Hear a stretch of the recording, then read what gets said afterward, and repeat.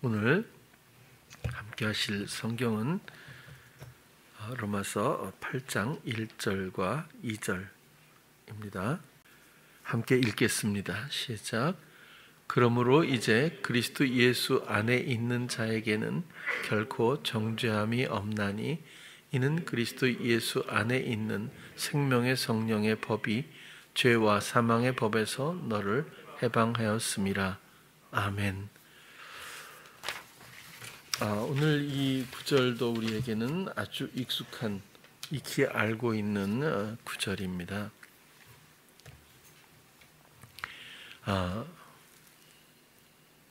성경에는 두 가지 부류로 설명해 준 그런 경우가 많은데요.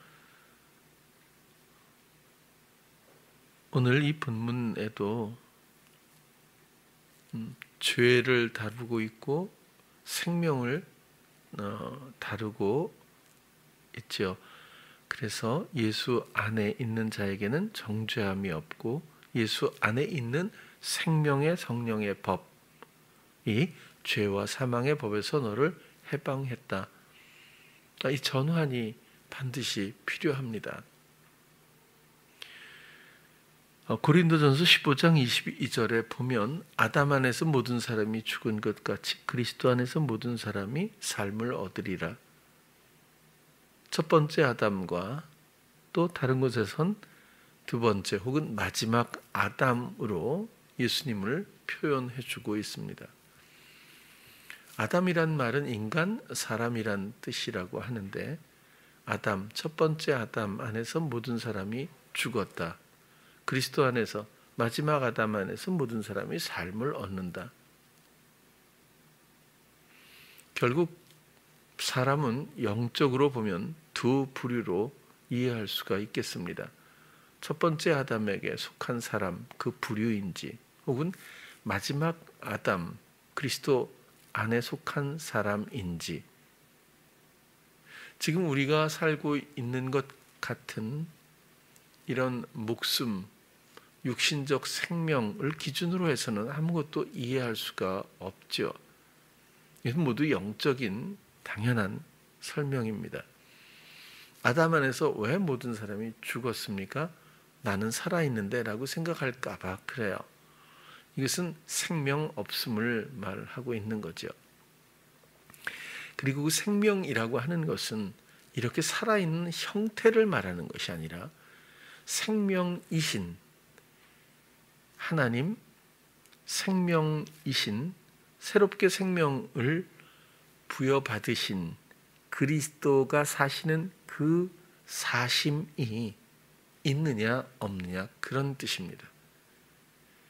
그래서 첫 번째 아담의 부류에 속한 사람들이 있는가 하면 마지막 아담에 속한 사람들이 있고 또 이 전환이 확실해야 한다 하는 것이 주어진 복음의 일이라고도 할 수 있겠죠.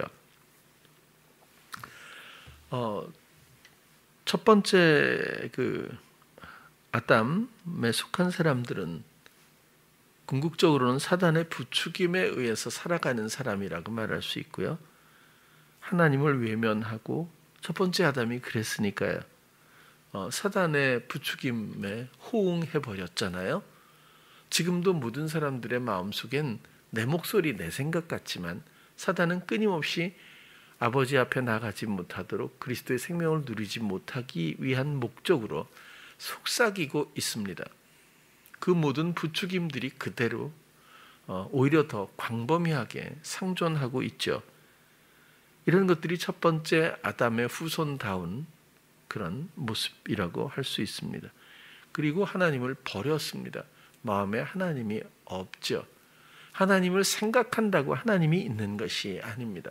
탕자가 멀리 떨어져서 좀 곤고할 때 아버지를 생각한다고 해서 아버지와 함께 있는 것이 아니죠. 돌아가야 합니다.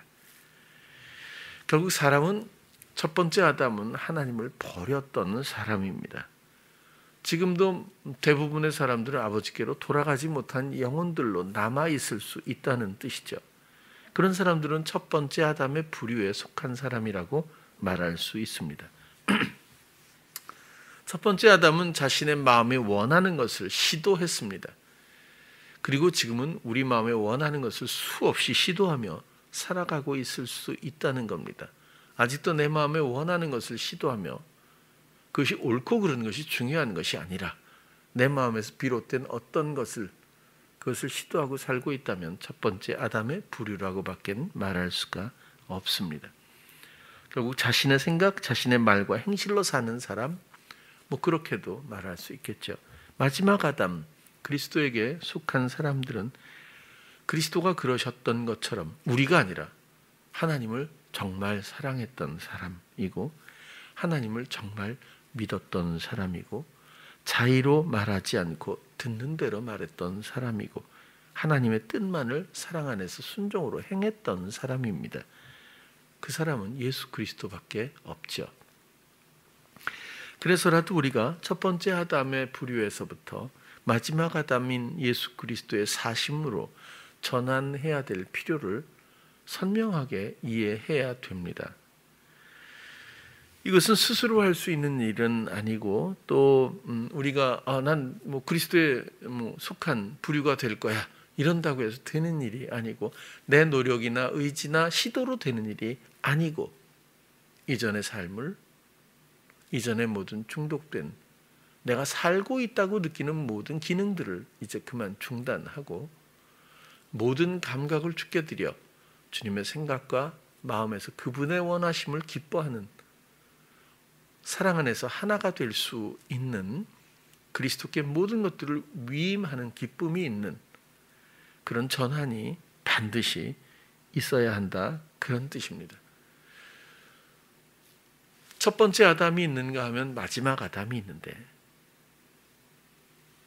사람은 둘 중에 한쪽에 속해야 하고 두 부류 중에서 그렇죠? 그다음 둘 중에 하나의 종노릇을 하게 되어 있습니다. 로마서 5장 19절도 보면 한 사람의 순종치 아니함으로 많은 사람이 죄인 된 것 같이 한 사람의 순종하심으로 많은 사람이 의인이 되더라. 한 사람의 순종하지 않은 것이 나하고 무슨 상관이 있어요? 라고 말할 수 있다는 거예요. 그러나 이 사람의 원리가 첫 사람인 아담의 삶의 원리가 그대로 전이되어 있습니다.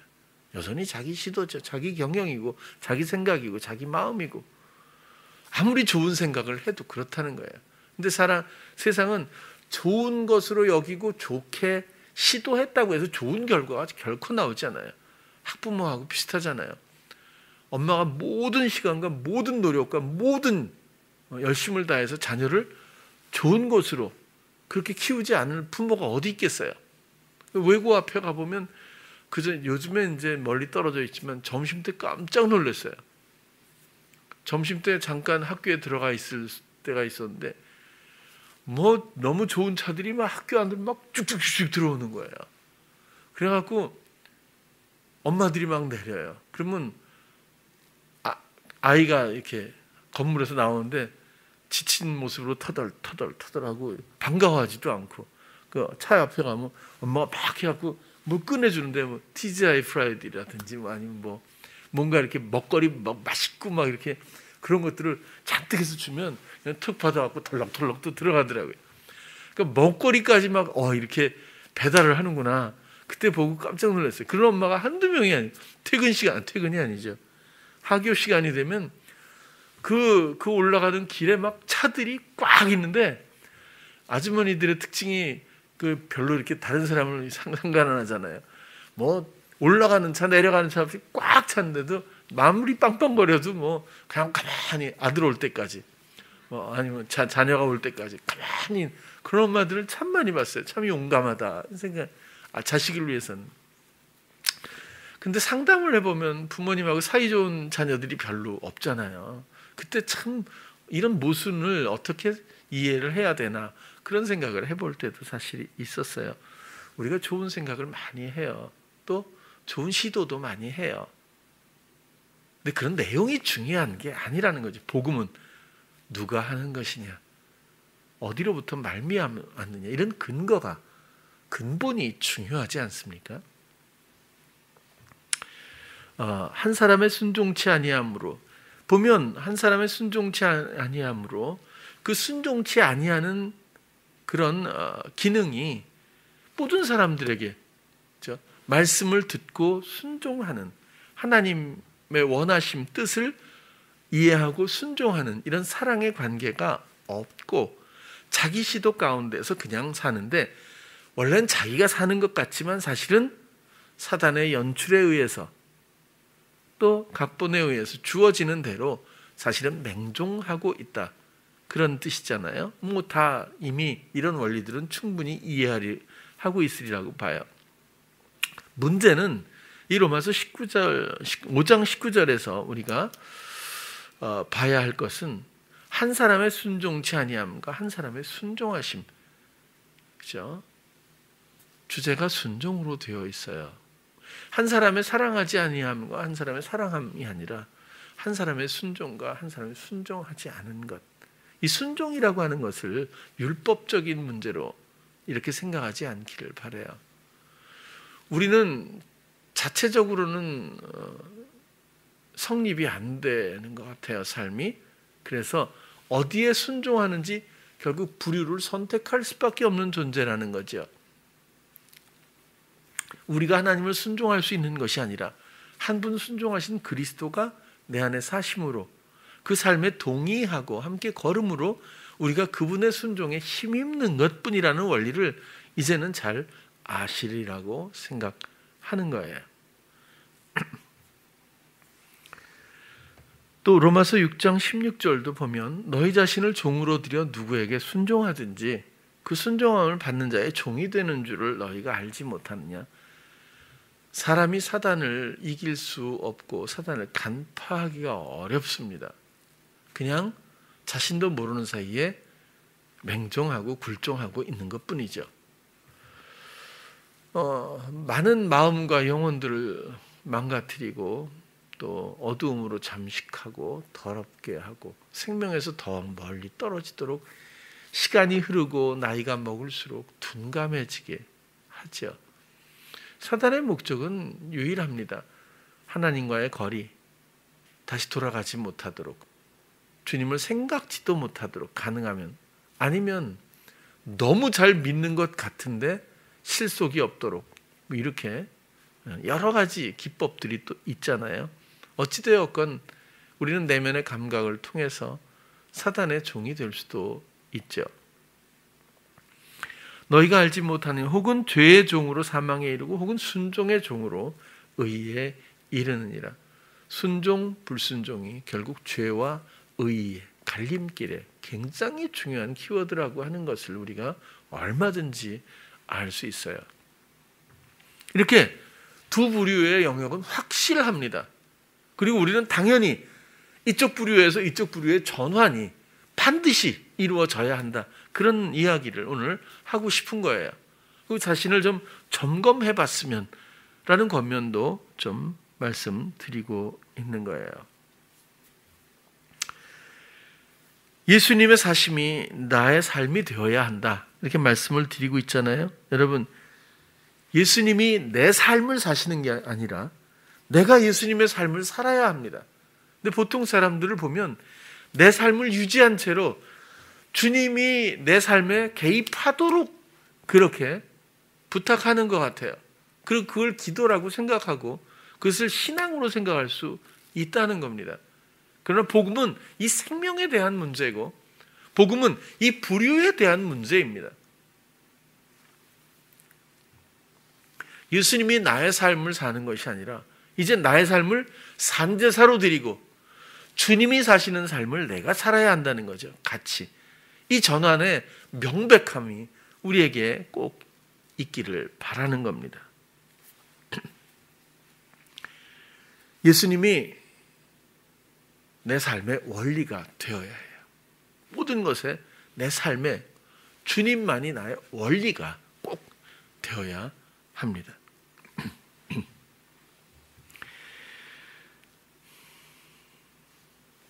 그래서라도 지금까지 제가 누차에 걸쳐서 말씀을 드립니다마는 우리 교회는 어린아기를 가진 젊은 가정들이 많기 때문이고 또 청년들도 있기 때문에 그런데 어렸을 때를 놓치지 않기를 바랍니다. 어렸을 때를 놓치면 이 원리의 전환이라고 하는 길고 긴 고난의 과정을 거쳐야 합니다. 어렸을 때를 놓치지 않으면 제가 볼 땐 이렇게 어려운 길을 갈 필요가 없을 것 같아요. 어려서부터 주님을 만나고 주님이 삶의 원리가 되도록 도와주어야 한다, 그런 뜻이죠. 자기 시도를 할 만큼 하다가, 자기 시도를 하는 사람은 주님이 없고 그런 게 아니에요. 자기 삶에 주님을 대입하는 사람이라고 말씀드릴 수 있다는 거죠. 자기가 예수를 믿는다고요. 믿는다고 또 생각하는 거죠. 난 예수님을 사랑해라고 생각할 수 있다는 겁니다. 어쩌다가 만나는 은혜 가지고 주님과의 관계가 건강하다고 생각할 수 있다는 거예요. 근데 복음은 주님과 함께 사는 것이지 이런 어쩌다가 얻는 은혜나 어떤 해법 이런 거, 도움 이런 은혜가 아니라는 것을 우리가 금방 알지 않습니까? 어려서가 너무너무 중요합니다. 너무너무. 제가 조금 어리석었던 건 고등학교 때 만나서 지금 20년이 넘은 세월 가운데서 고등학교 때 만났으니까 10대 후반, 그러면 이전에 부모님이나 사회에서 한 8, 9년을 살았고 나하고 21, 2년을 살았으니까 이쪽이 좀 비중이 크니까 이제는 전환이 될 거야.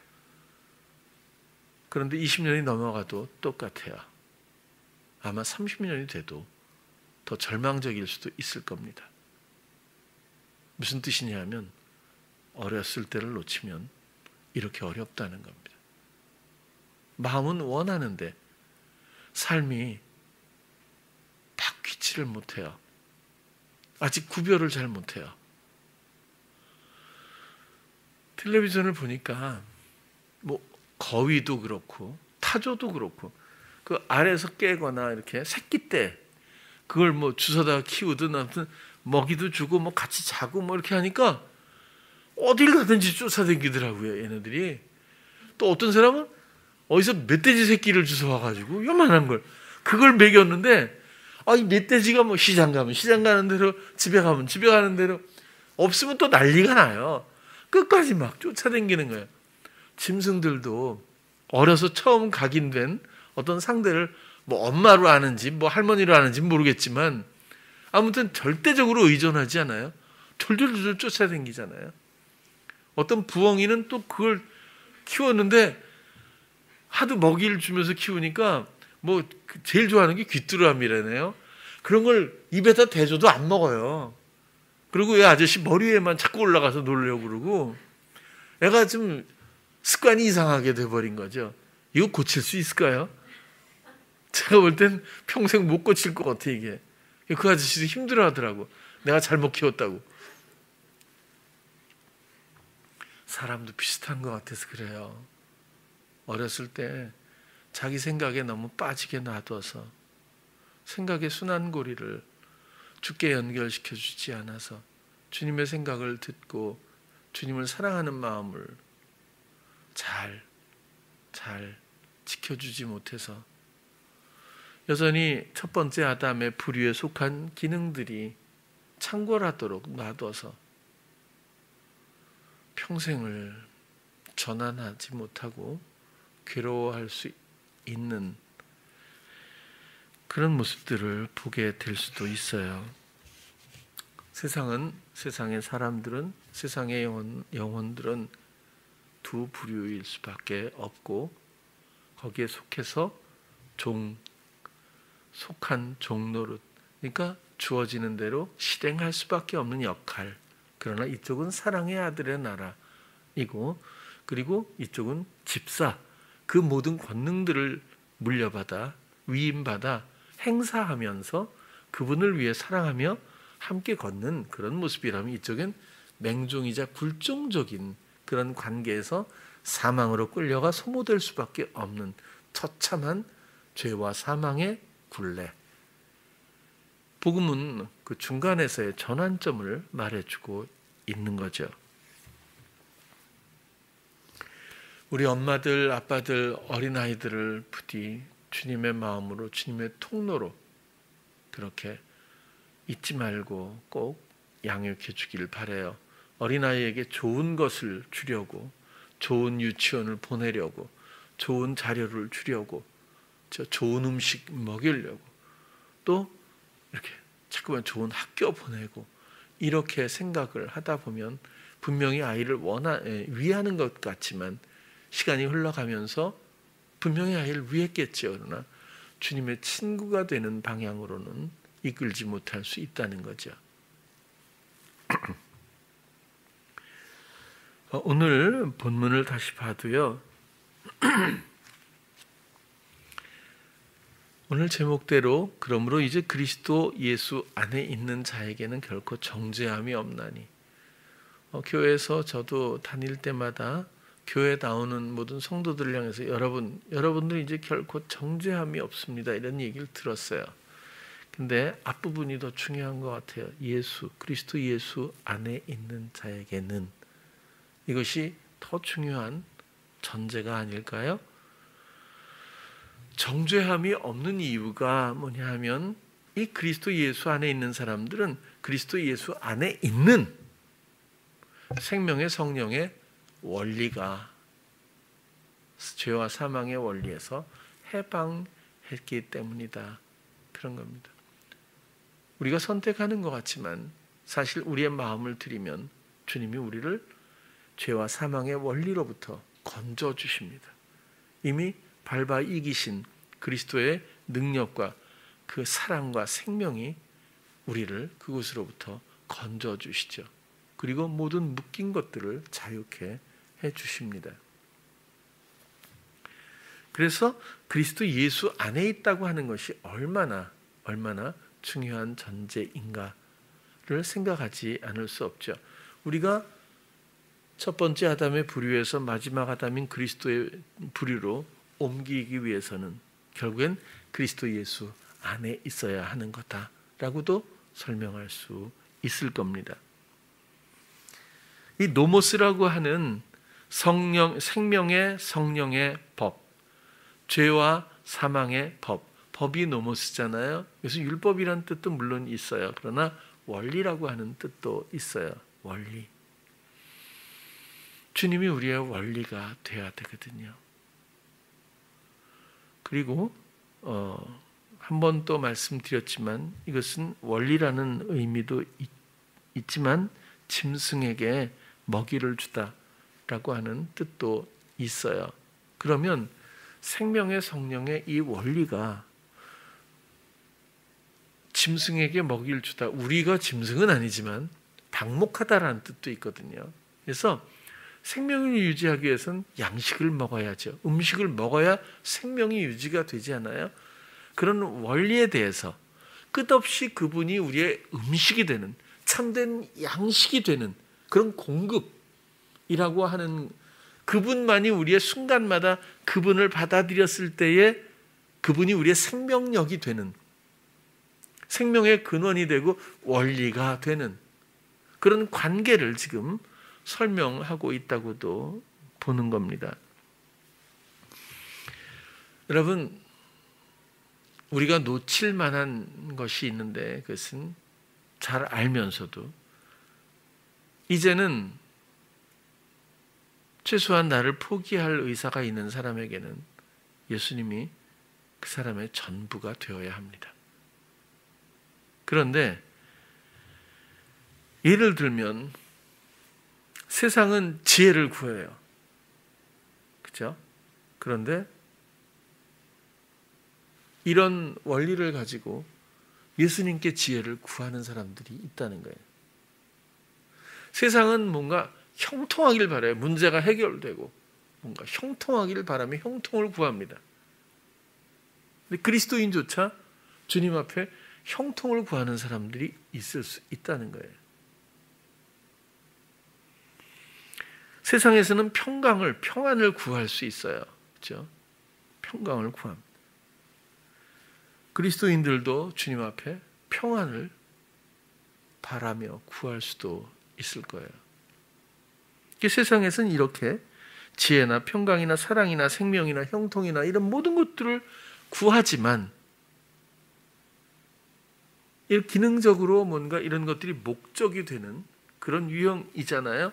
이런 것들을 동일한 원리로 예수님께 구하면서 신앙생활을 하는 사람들도 있을 수 있다는 거예요. 그러나 주님을 만나보면, 감각해보면 예수님이 지혜입니다. 예수님이 자체가 형통의 근원입니다. 예수님이 사랑이고 예수님이 생명이죠. 그래서 예수님이 우리에겐 전부라고 말할 수밖에 없다는 뜻이에요. 사단은 우리의 삶을 유지시키기 위해서 예수님께 이런 무언가를 구하는 유형들을 끊임없이 부추긴 가운데서 그렇게 이끌어내고 있다, 이렇게 볼 수 있는 거죠. 예를 또 든다면 실용적인 측면에서 마음이 어둡고 무겁고 힘들어요. 무언가에. 그죠? 그럴 때 예수님을 불러요. 예수님을 생각하면 마음이 밝아져요. 그죠? 안 그랬습니까?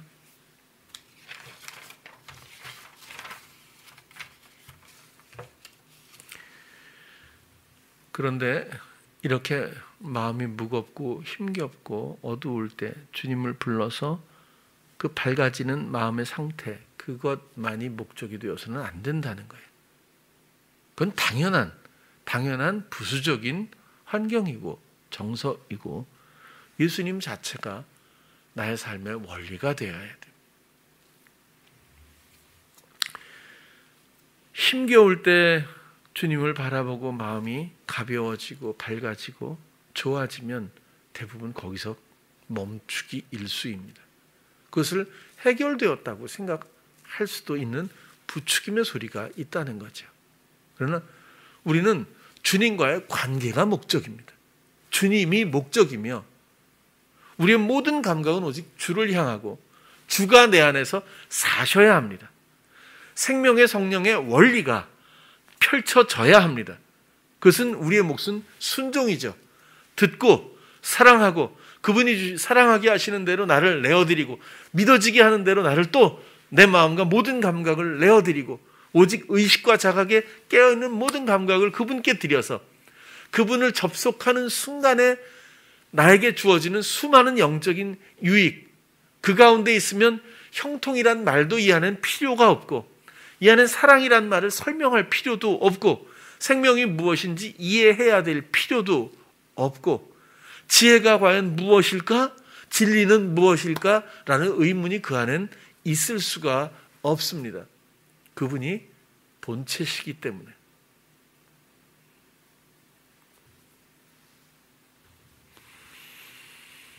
복음은 어떤 상황의 문제를 해결받기 위해 주님을 찾는 것이 아니고 주님과 함께 사는 것 그 자체입니다. 그래서 생명으로 설명하는 거죠. 주님이 우리 삶의 유일한 원리가 되어야 합니다.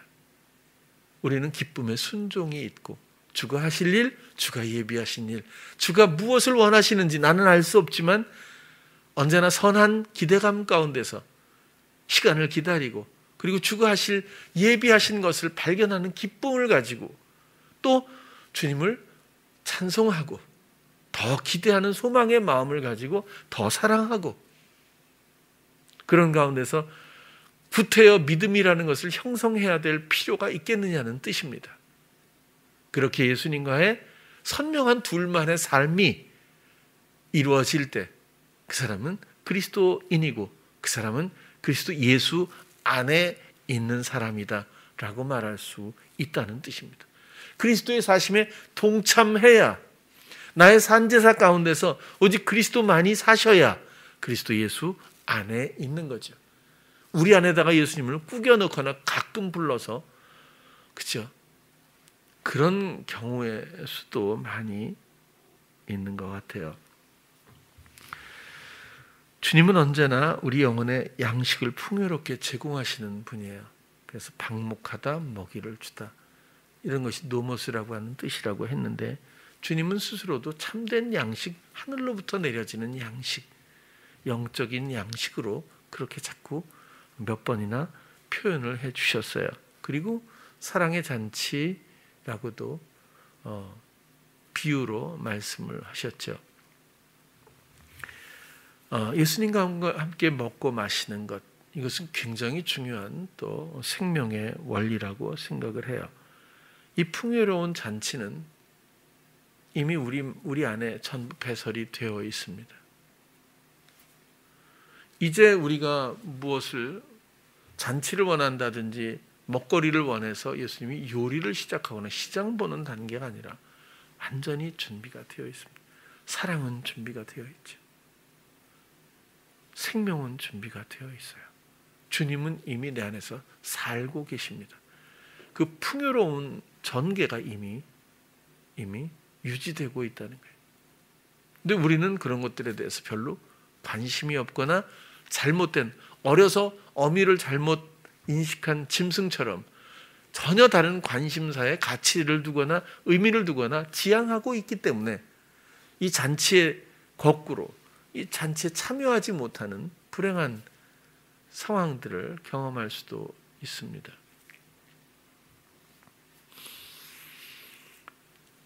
주님과 함께 먹고 마시는 것, 그분의 사랑을 마음에 받아들이고 그분이 사랑인 것을 기뻐하고 그분의 지혜를 듣고 감탄하며 더 소망으로 행복해하고 그분의 행하심을 함께하며 같은 길을 걷는 행복 가운데에서 그런 주님과의 같이 살고 걷는 이런 연합의 동행의 이런 관계들, 거기까지 가야 돼요.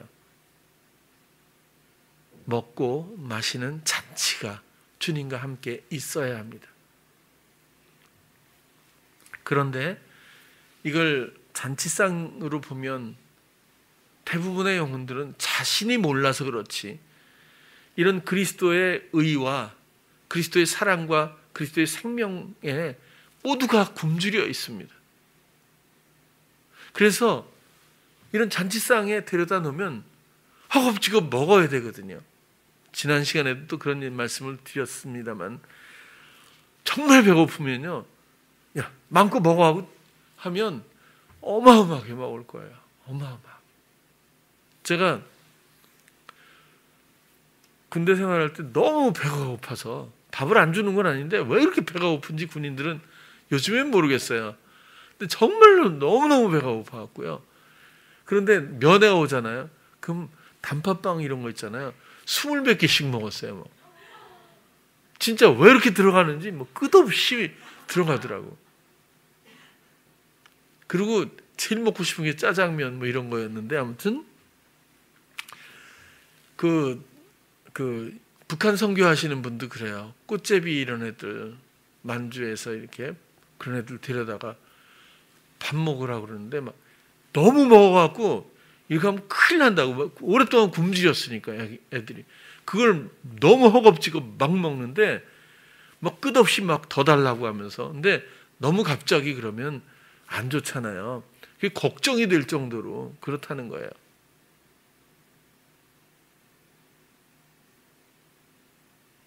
그리스도의 사랑의 교제라고 하는 잔치상에서 우리의 굶주림은 어느 정도인지 살펴보지 않을 수가 없답니다. 제가 요즘에 그래요. 어떤 아이는 제가 들여다 놓으면 그냥 가만히 있어요. 먹어야 된다니까. 저는 그런 권면을 많이 하잖아요. 먹어야 돼 이건. 그러면 아무 소리 안 하는 사람도 있지만 네, 먹을 거예요. 먹어야죠. 저도 먹을 거예요. 이 소리만 하는 사람이 있어요. 그 또 요즘에 좀 나아졌어요. 그래서 막 먹으라 그러면 숟가락을 잡아요. 그래서 그러면 이제는 먹는구나. 이제는 뭐 숟가락. 근데 숟가락만 잡고 숟가락만 갖고 난 먹을 거야. 이렇게 얘기하는 사람도 있더라고요. 숟가락 갖고 어떤 사람은 아예 딴 장난을 하는 사람도 있어요. 다른 일을 한다니까.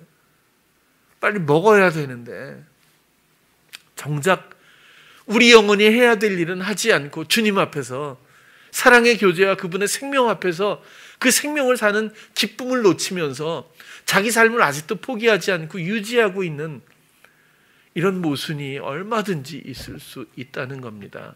다 속임이거든요. 첫 번째 아담을 통해서 역사하는 사단의 음모와 괴계와 유혹들이 우리의 삶에 아직도 얼마든지 발견될 수 있다는 뜻입니다. 가난하지 않아서, 굶주리지 않아서, 배고프지 않아서 안 먹는 거예요. 정말 배고팠으면 안 먹을까요? 그럼 왜 가난하지 않은 거죠? 왜 배고프지 않은 거죠? 뭔가 다른 걸 먹고 있거든요.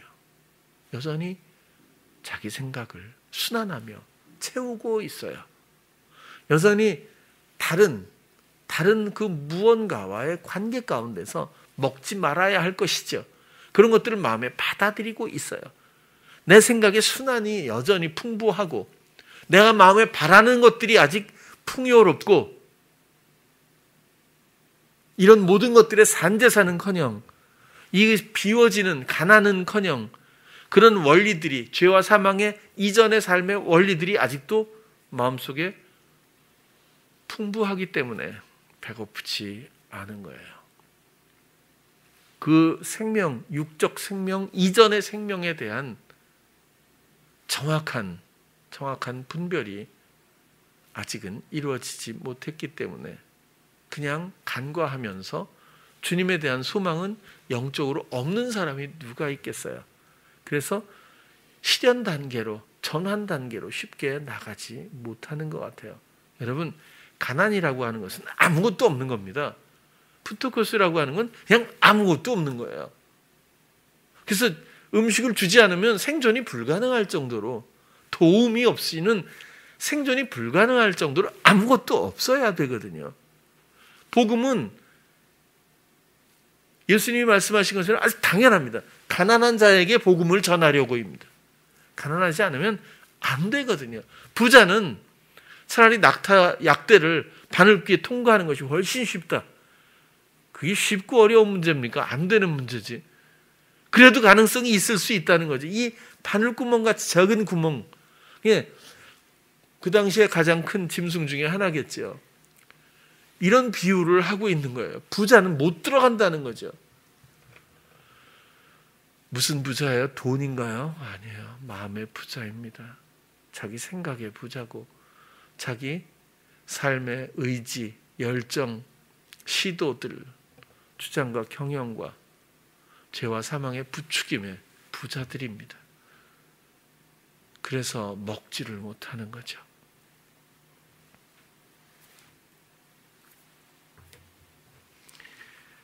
나는 그리스도 예수 안에 있는 자인가? 라는 질문이 필요한 것 같아요. 그리스도 예수 안에 있는 자, 그 사람은 그리스도의 사심으로 함께 사는 사람이다 라고 말할 수 있겠죠. 그리스도와 사랑의 교제 가운데 있는 사람이다 라고도 말할 수 있겠죠. 생명의 성령의 원리로 사는 사람이다 라고도 말할 수 있을 겁니다. 나를 대입해 볼 필요가 있죠. 우리는 복음을 사모하고 우리는 주님을 사랑하고 우리는 주님의 생명을 소망하는 사람들이기 때문에 그렇습니다. 아직도 정리되지 못하고 결코 산제사를 드리지 않고 주님을 원하고 있다면 그것은 바늘귀와 약대의 이야기나 마찬가지가 될 겁니다. 그리스도 안에 이런 구절을 성경에서 한번 찾아보니까 갈라디아서 3장 26절부터 한번 보면요. 너희가 다 믿음으로 말미암아 그리스도 예수 안에서 하나님의 아들이 되었으니, 그냥 교회 나와서 믿습니다 이렇게 해서 하나님의 아들이, 여러분들은 하나님의 자녀입니다, 이런 공식은 조금 뭔가 도약된 것 같아요. 다 믿음으로 말미암아 그리스도 예수 안에서입니다. 이건 굉장히 복합적인 의미가 있겠죠. 예수의 피공로도 있을 것이고 예수의 대속이죠. 대속도 있고 지금 우리의 삶의 실제가 되시는 밀접한 서로의 교제 관계도 있을 것이고, 여기서 예수 안에서라고 하는 것은 더 광범위하게 느껴지긴 하지만 어쨌거나 예수 안에서라는 전제가 빠질 수는 없다는 겁니다. 예수 안에서 우리가 하나님의 아들이 되었다. 그분의 생명의 성령의 원리를 선택한 그 원리 가운데 그분의 사심을 함께 누리는 그들을 하나님의 아들이라고 부를 수 있겠죠.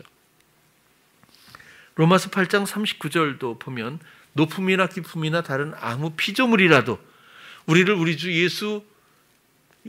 주 그리스도 예수 안에 있는 하나님의 사랑에서 끊을 수 없으리라. 그냥 우리가 성도이기 때문에 하나님이 우리를 사랑하시고 하나님의 사랑이 우리를 어느 것도 우리의 그 사랑을 회방할 수 없어 라고 말하는 경우도 있을 수 있어요. 그러나 조금 아쉽죠. 우리 주 예수 그리스도 예수 안에 있는 이것도 굉장히 광범위한 그죠? 의미를 갖고 있을 거예요. 그리스도를 통한 하나님의 확증된 사랑, 이 그리스도의 살아계신 지금의 모든 대속의 능력, 그 사랑의 다스림, 굉장히 많은 의미를 우리가 얼마든지 이해할 수 있겠죠. 그리스도 예수 안에 있는 하나님의 사랑, 거기서 끊을 수 없을 것이다. 에베소서 4장 21절도 진리가 예수 안에 있는 것 같이 너희가 과연 그에게서 듣고 또한 그 안에서 가르침을 받았을진데 진리가 예수 안에 있습니다. 우리도 예수 안에 함께 있어야 하죠. 디모데후서 2장 10절 그러므로 내가 택하신 자를 위하여 모든 것을 참음은 저희로도 그리스도 예수 안에 있는 구원을 영원한 영광과 함께 얻게 하려 함이라. 똑같은 이야기입니다. 몇 대째 교회 다니고 교회 성실하게 임했다고 신앙생활에 임했다고 그런 이야기를 하고 있는 것이 아니라 그리스도 예수 안에 있는 구원은 그리스도 예수 안에 있습니다. 디모데후서 1장 1절 하나님의 뜻으로 말미암아 그리스도 예수 안에 있는 생명 약속대로 그리스도 예수의 사도된 바울은 이렇게 디모데에게 편지를 시작하고 있어요. 그리스도 예수 안에 있는 생명의 약속. 우리에게 약속된 생명은 그리스도 예수 안에 있습니다.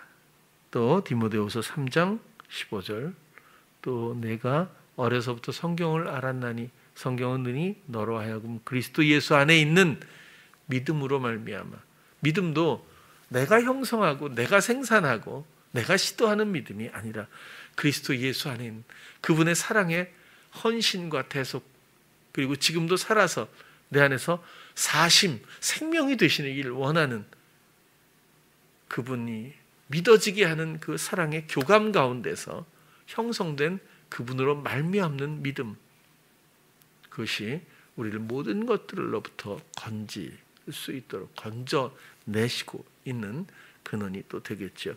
우리를 구원하시고 생명을 함께 하시기 위해 내 안에 오신 주님께 우리 모두 순종의 종으로서 의에 이르기를 축복합니다. 오직 그리스도 예수 안에서 주님을 사랑하는 우리 찬양교회 성도님들 모두 되시기를 간절히 축복합니다. 기도하겠습니다.